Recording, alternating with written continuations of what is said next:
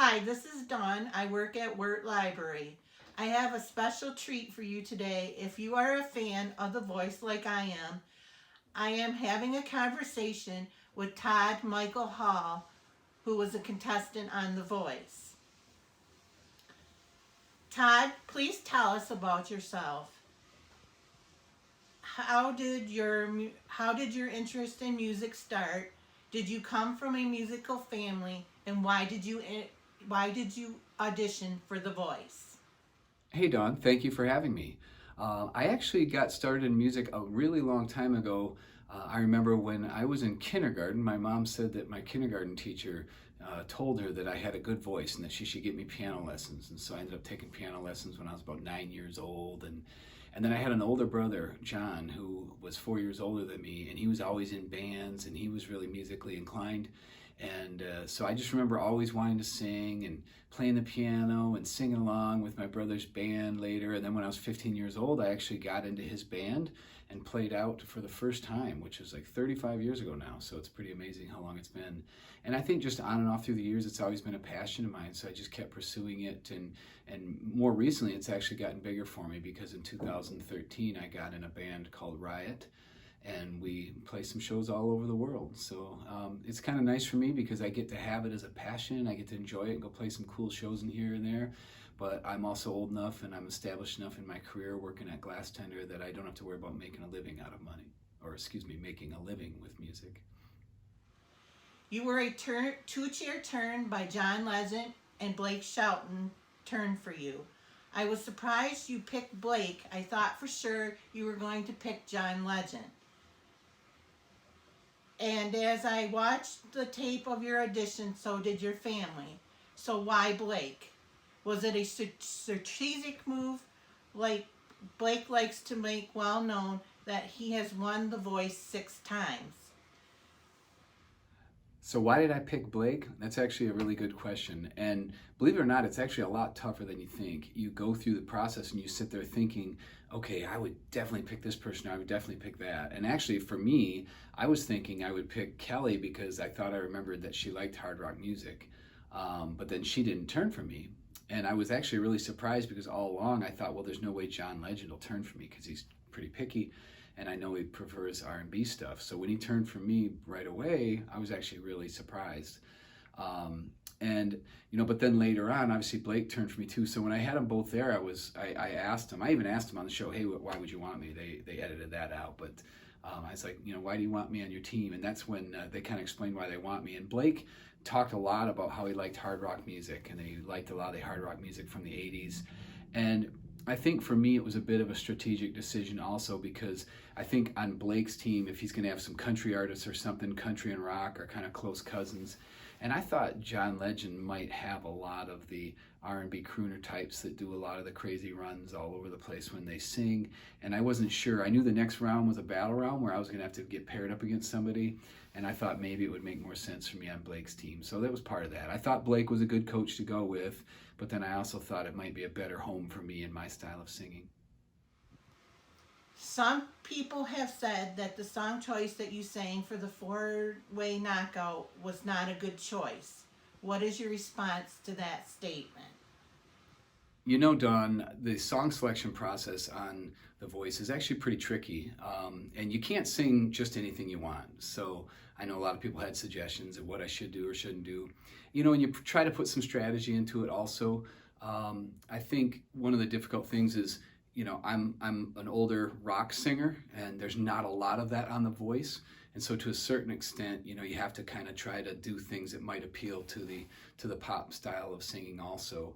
I think in hindsight, knowing that it was my last song, I kind of wish I would have maybe done a more rocking song, but it wasn't really in the cards for me to do that. What advice would you give to anyone, young or old, who is thinking about auditioning but is apprehensive and may not be confident in his or her musical abilities? I am not good enough, even though they are good enough way of thinking. Hey Don, what advice would I have for anyone thinking about trying out for The Voice? The reality is there's absolutely no penalty. I mean, other than how much it might cost you to drive there. Like for me, I drove to Chicago to try out. And I think it really just comes down to you. If you think you would have fun and enjoy the experience, it's not like you're going to get beat up if you don't. I will tell you that a lot of people don't make it. I think they told me there was a total of 40,000 people that they looked through for season 18. And so that means from 40,000 down to 40 people that actually got a chair. So, I mean, the odds are probably pretty good that you're not going to get there. But I also, you think, why not? Give it a try. I mean, if you like to sing and you're passionate about it, you go there. They're not going to electrocute you or anything if you don't do a good job. So I wouldn't worry about it. If your heart's into it and you're passionate about it, just go. And everybody that's there is just really excited and supportive too. So I found the process enjoyable. I mean, there's a little bit of waiting, but other than that, everybody was really fun. Blake seems to care about the people on his team. Has he contacted you since the 4-way knockout? Have you had any contact with any of your teammates from Team Blake?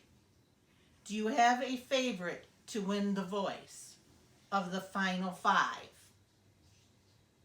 Blake is a really caring guy. I mean, he's not your kind of coach that's going to tell you all these technical things he wants you to do. He's a little more touchy-feely. He's real friendly. He loves to joke around. So, I mean, I didn't spend a lot of time with him. I mean, most of the time that you saw me with him on camera, that's pretty much the time I spent with him. And so I don't feel like I know him really well. And I know he's a busy guy, so I don't exactly have expectations that he's going to call me. I told him that I was working on new music and I'd like to be able to send him my new album. And, he told me to go ahead and email him a link to it. I'll just have to get his email address because I don't have it right this moment. But I think the contestant manager can get one for me. As far as all the other contestants on the team, I mean, I have definitely stayed in contact with them. I actually have a Team Blake group text of all the original 10 people on Team Blake, and we were literally just texting each other last night and this morning, congratulating Todd and Tanisha for their great performances and stuff. And so, yeah, I have stayed connected. I text back and forth with Thunderstorm a little bit too, just because there's quite a few friends that I've made from it. That's what's made it really fun for me to watch the show, actually, even now that I'm still on it. As far as a favorite to win, it's too hard. I mean, there's so many people that I enjoy and that I like. I've made friends with so many of them that I really don't have a favorite to win. I think all the people in the top 5 are really deserving, so we'll see what happens. I think I have ideas of what I think America might do, but I won't bother mentioning those. I was disappointed that you didn't make it to the finale. What is next for Todd Michael Hall? Yeah, I was a little bummed that I didn't make it to the finale either. Although, I mean, realistically, going into the process, I never thought I would win. And so for me, I was really, it was more experiential for me, I wasn't going there expecting a career change or anything. What I was really hoping to do is reach, people with my music.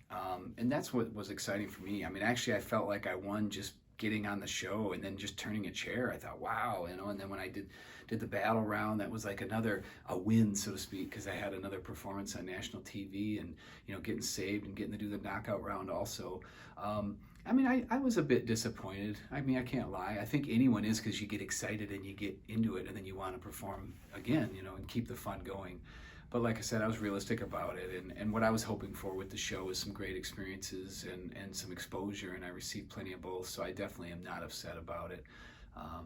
It's been a great experience for me, and I'm really happy. I mean, the next thing for me, during the shutdown and everything, our business was shut down for a little while, so I got together with a guy named Kurt Vanderhoof, who's out of California, who I've met him 3 years ago in person when I was playing a show out in Sweden, actually, or Switzerland. But he's been in the music scene for many, many years, and he and I wrote a bunch of songs together. So I have a new hard rock solo album going to come out here in the next few months, so I'm excited about that. I'm also doing some more recording with my band Riot, so we're going to have a new album coming out with them also. So yeah, I've got plenty of music in my life, probably a lot more than I should have, considering all the other things I'm supposed to be doing. Todd Michael Hall, thank you for taking the time out of your busy day to share your story with the Bay County Library System patrons and staff.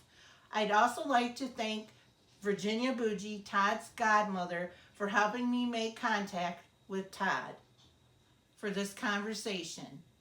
And I'd also like to thank my goddaughter, Sarah, for helping me tape this video. Stay safe and stay well. Thank you very much for the conversation and this interview, Dawn. It's been a pleasure for me.